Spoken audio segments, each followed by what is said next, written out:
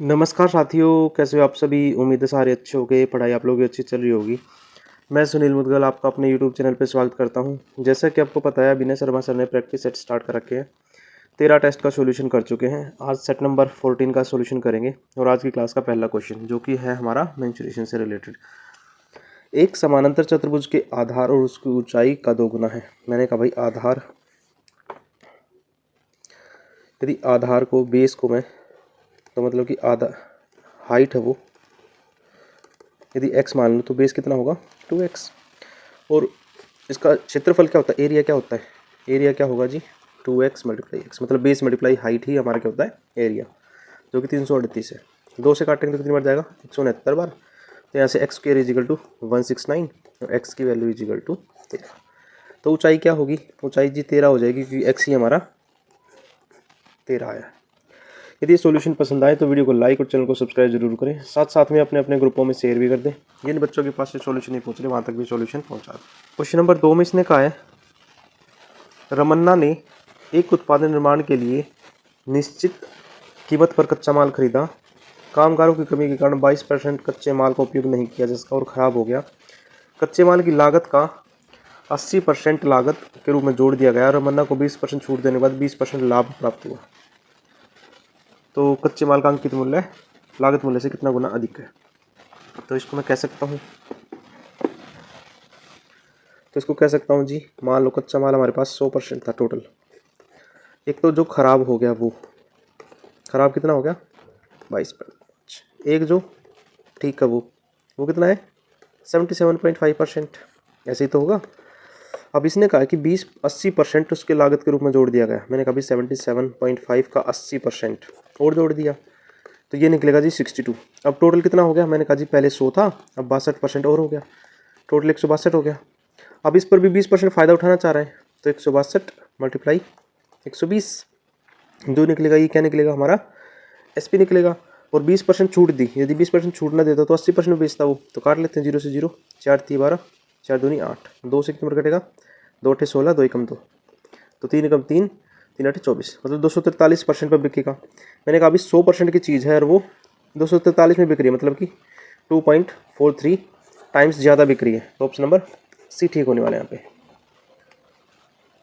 Question number 3 में कहा है कि हमें 4 ऑप्शन दे रखे हैं तो कौन सा ऑप्शन ठीक है। तो इसने कहा कि भी sum of 2 side is always greater than third side. तो ये ऑप्शन देख लो कहाँ है, ऑप्शन नंबर 3 में है, तो यही हमारा ऑप्शन ठीक हो जाएगा। क्वेश्चन नंबर 4 में कहा है कि 15 छात्रों का औसत वजन 70 किलो है। मैंने कभी 15 छात्रों का औसत वजन 70 किलो है तो मतलब 15 7 105, 1/5 50 किलोग्राम तो है ही है। 65 68 45 77 और 62, मतलब कि टोटल वजन की बात करूं तो इनका वजन और जोड़ दिया जाए 65 68 45 77 62, टोटल वजन कितना हो जाएगा जी 1367 किलोग्राम। अब 1367 किलोग्राम हो गया। टोटल व्यक्ति कितने हो गए, मैंने कहा भी टोटल व्यक्ति 20 हो गए तो वजन कितना हो जाएगा, मैंने कहा भी 68.35 हो जाएगा। कितना कम हो गया, मैंने कहा जी पहले 70 था, अब 70 में से ये घटाएंगे तो लगभग 1.65, तो लगभग 2 से कम हो गया। 2 से कम हो गया तो ऑप्शन नंबर बी ठीक होने वाला है यहाँ पे। उम्मीद है आंसर आपको समझ में आ गया होगा। 4 क्वेश्चन हमारे हो चुके हैं। क्वेश्चन नंबर 5 में इसने कहा है 35% कर्मचारी विज्ञान पृष्ठभूमि से संबंधित रखते हैं, 1/5 कर्मचारी कला से पृष्ठभूमि से, शेष कर्मचारी या तो निरीक्षक हैं या वाणिज्यिक पृष्ठभूमि से। निरीक्षक की संख्या 300 दे रखी है और वाणिज्यिक पृष्ठभूमि से संबंधित कर्मचारियों की 1/2 है। चलो मैंने कहा भी 100% कर्मचारी रहे होंगे। 100% में से यदि मैं विज्ञान की बात करूँ, साइंस की बात करूँ तो 35% है। कला की बात करूँ तो कितना है 1/5, मतलब कि 20%। और इसमें भी 2 बट जाएंगे अब आगे। एक तो निरीक्षक है, निरक्षर, ठीक है, एक वाणिज्य, ये इसका 1/2 है, किसका वाणिज्य का। तो मैं कह सकता हूँ अब टोटल बचेगा कितना भाई, मैंने कहा 45% बचेगा। तो वाणिज्य यदि 30% है तो निरक्षर कितने 15%, और 15 की वैल्यू सवाल में दे रखी है 300, तो 100% की वैल्यू यहाँ से कितनी हो जाएगी, तो ये हो जाएगी 2000। तो इसने कहा है कि कला और पृष्ठभूमि, मैंने कहा भी इन दोनों का मतलब कितना 55% की वैल्यू बतानी है। वैसे 55 से कटने का मतलब 11 का मल्टीपल चाहिए था, फिर भी मैं निकाल देता हूँ 55 गुना 2000/100 लगभग 1100। तो ऑप्शन नंबर सी ठीक रहने वाला है यहाँ पे। Question number 6। क्वेश्चन नंबर 6 में कई राम शाम को 6 अंकों की संख्या देता है और विभाज्य करने की जांच करता है और वह 57 से विभाज्य है। यदि अंकों को अवरोही मतलब कि उतरते क्रम में लिख दिया जाए, तो उतरते क्रम में लिखना हो तो क्या लिख सकते हैं इसको, 8 6 4 3 2 1।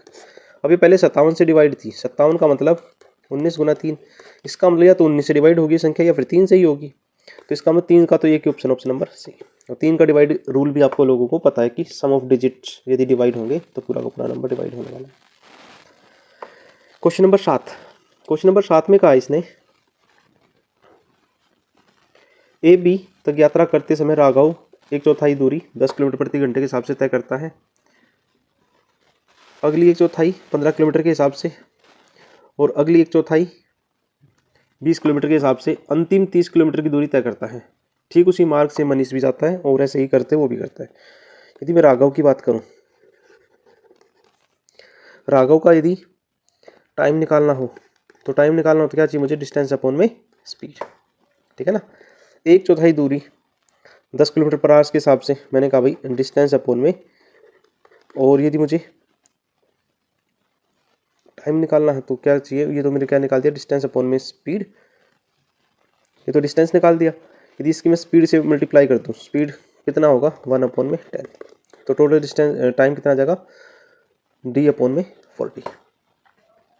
इसी तरह दूसरा टाइम निकालना हो, t2 निकालना हो, तो d/60 मल्टीप्लाई में,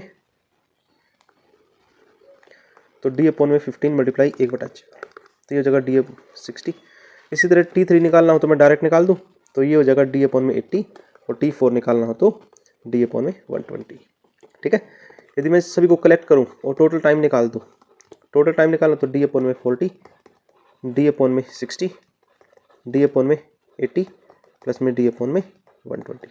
तो यहाँ से जी टोटल एलसीएम तो आ जाएगा 240, या जाएगा 6d plus 4d plus 3d plus 2d, 12 और 3 15 में 240d, काटेंगे तो कितनी बार जाएगा 16 बार, तो d/16 ये क्या आ जाएगा टोटल टाइम किसका, राघव का।